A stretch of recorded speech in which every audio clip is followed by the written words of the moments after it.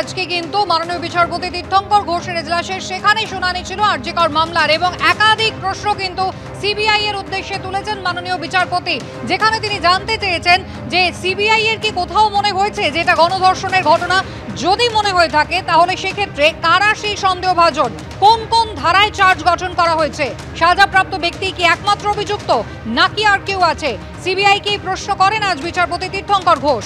এই মুহূর্তে মামলায় সিবিআই কি করছে, এটা গণধর্ষণ নাকি তথ্য প্রমাণ লোপাট, পরবর্তী তদন্ত আদালতের নজরদারিতে হোক এমনটাই আবেদন জানায় পরিবার। কেস ডায়েরি নিয়ে আসার জন্য সিবিআই কে নির্দেশ দিয়েছেন মাননীয় বিচারপতি।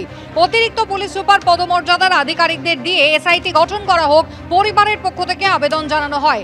নিরাপত্তারক্ষী এবং নার্সদের এখনো জিজ্ঞাসাবাদ করা হয়নি, সহকারী সুপারকেও এখনো জিজ্ঞাসাবাদ করা হয়নি। স্ট্যাটাস রিপোর্ট চাওয়া হোক সিবিআই এর কাছ থেকে, এমনটাই দাবি করে নির্যাতিতার পরিবার। বিচার প্রক্রিয়া শেষ হওয়ার পর কি পরবর্তী পর্যায়ে তদন্ত করা যায়, এই প্রশ্ন তোলে রাজ্য সরকার। বিশেষ আদালত কি এর অনুমতি দিতে পারে, হাইকোর্টে কেন বিশেষ আদালতে আবেদন জানাচ্ছে না কেন পরিবার, এই প্রশ্ন তোলে আজ রাজ্য সরকার।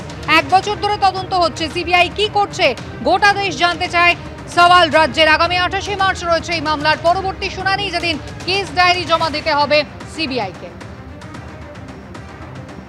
ডক্টর মানুষ গুমটা রয়েছেন আমাদের সঙ্গে টেলিফোন লাইনে। ডক্টর গুমটা, আজকে কলকাতা হাইকোর্টের অবজারভেশন আপনি দেখেছেন, যেখানে একেবারে স্ট্যাটাস রিপোর্ট নয়, ঘটনার গুরুত্ব বুঝে একেবারে মাননীয় বিচারপতি তিনি কেস ডায়েরি তলব করছেন এবং সিবিআই এর ভূমিকা নিয়ে একাধিক প্রশ্ন তুলছেন, কি বলবেন? দেখুন, এটা সত্যি কথা বলতে এটা আমাদের কাছে মানে লজ্জার হলো। সিবিআই তো শুধু তদন্তকারী সংস্থা নয়, সিবিআই আমাদের 140 কোটি দেশের ভারতবর্ষের সর্বোচ্চ তদন্তকারী সংস্থা, এবং যে বিষয় নিয়ে তারা তদন্ত করছিল সেটা বিরলের মধ্যে বিরলতম বলে মানে ইতিমধ্যেই চিহ্নিত হয়ে গেছে। আমরা রাজ্য কেন, সারা ভারতবর্ষ বা সারা পৃথিবীতে এই রকম নৃশংস হত্যাকাণ্ড হয়েছে বলে আমরা কেউ জানি না। এবং সেই জায়গায় দাঁড়িয়ে সর্বোচ্চ তদন্তকারী সংস্থা গত 7 মাস 8 মাস ধরে যা করলো, তাতে সত্যি কথা বলতে গেলে তার প্রতি বিশ্বাস আস্থা আমাদের টলে গেল। কেন আজকে বিচারপতিকে বলতে হবে যে আপনারা কিসের তদন্ত করছেন, তাহলে তারা এতদিন ধরে কি করছিল? এটা ভারতবর্ষের গণতন্ত্রের পক্ষে মোটেই ভালো লক্ষণ নয় যে তারা যদি তদন্ত না করে এরকম একটা পর্যায়ে এরকম একটা নৃশংস হত্যাকাণ্ড সারা মানে রাজ্যের মানুষ, দেশের মানুষ, পৃথিবীর মানুষ যেখানে রাস্তায় নেমে এসেছিল, তার যদি এই হাল হয় তাহলে আমরা যাব কোথায়? সাধারণ মানুষ যাবে কোথায়? কোথায় বিচার চাইবে?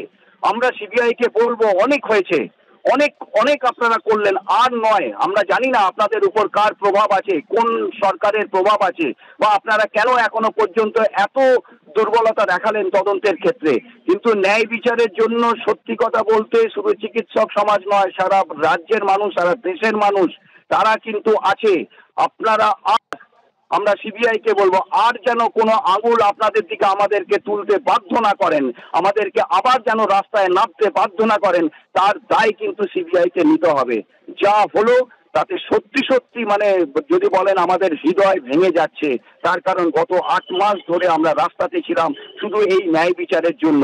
আজকে কি এইটা দেখবো বলে? ডক্টর গুমটা, অনেক ধন্যবাদ কথা বলার জন্য।